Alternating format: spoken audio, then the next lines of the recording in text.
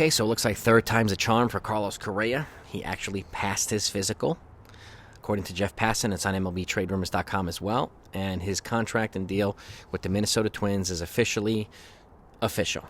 So there's no more worries about him failing the physical, this, that, and blah, blah. He passed it. They like what they saw, and it's done. And they're familiar with him as well. He played with them last season, so they know what he brings to the table and what he can bring for them. And it sounds like they're looking for relief help, too. And I heard last night, too, that they're looking to maybe acquire, or they're looking into acquiring Pablo Lopez from the Marlins. So 4 of their starters are available, okay, already. And Pablo is probably one of the more notable names on that rotation list that is available via trade. So he's got a couple of controllable years, and Twins can use probably another starting pitcher and another reliever. So I do expect them to add to this dynamic. They've already added Christian Vasquez too earlier, in free agency formerly from the Red Sox. And now that they've got Correa in the fold for a long time, I expect them to build more pieces around them. I do think they're going to move one of their outfielders, okay, because they have a logjam of them now, just like the Yankees have a logjam of infielders. So, remember, they brought in Gallo, and they've got all these players too. So, I expect them to move somebody. So, it sounds as if Max Kepler or maybe Mick Gordon are the most likely. Luis Arias is going to cost the highest price to do so. He's probably not the 2022 batting champ. He might not be moved, but you never know. You never really know. Obviously, I'll keep you updated on all that stuff. Now, moving over to the relief pitching market, there's a lot of interest right now in Zach Britton. I know some folks have been asking me if he's coming back to the Yankees. We don't know. I think the Yankees are probably more interested in Andrew Chafin because I'm hearing a little bit more of that recently from Yankee folks.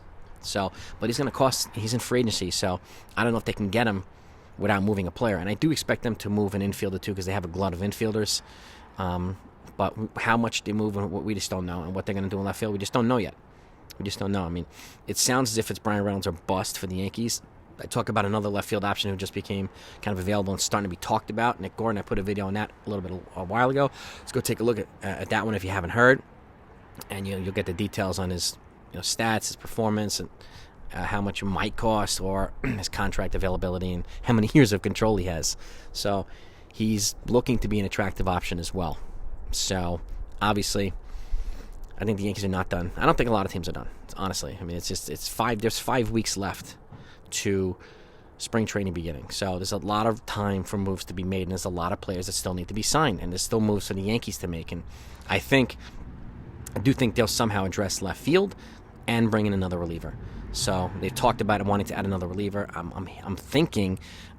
but I could be wrong here, that a left-handed guy is probably the more likely fit, whether it's Andrew Chafin or somebody else in a trade. But we just don't know. But because they only have Wandy Peralta right now as their lefty reliever. So they moved on from Lucas Licky, who just signed, I think, with the Blue Jays. No, the Tigers. No, not Lucas Licky. He got traded to the Braves.